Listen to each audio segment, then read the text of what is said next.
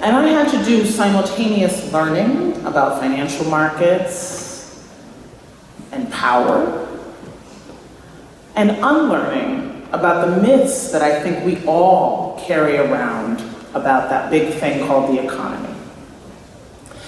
And one of the first really eye-opening lessons that I learned was that the economy is not the weather. Can we all say that together? The economy is not the weather. It's actually not. It is not the weather.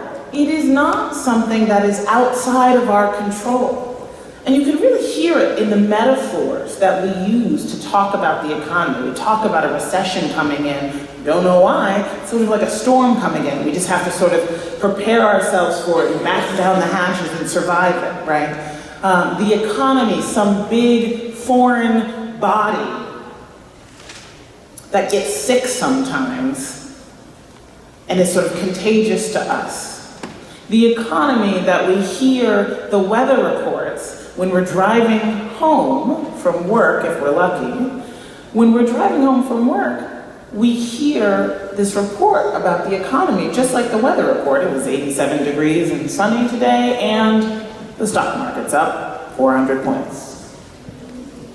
Basically the same, right? I don't know what's causing either one.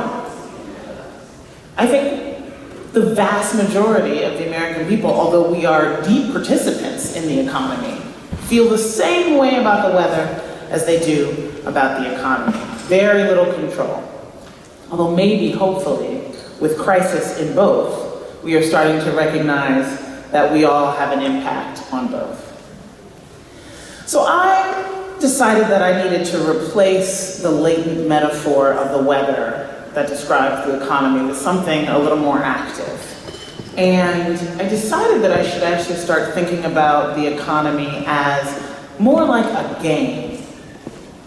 A massive sort of multiplayer game in which the most powerful players, in the example of the economy, the most powerful players being business officials and it's the elected officials in government, and often bankers, are constantly tweaking the rules of this game as they are playing it to help some players and some teams get ahead.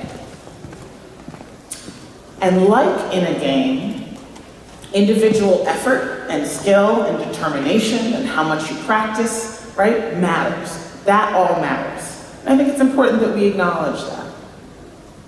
But also like in a game, in the economy, what matters most is what the rules are. Those dictate the outcome of the game. And often, what matters most is what team you start out on.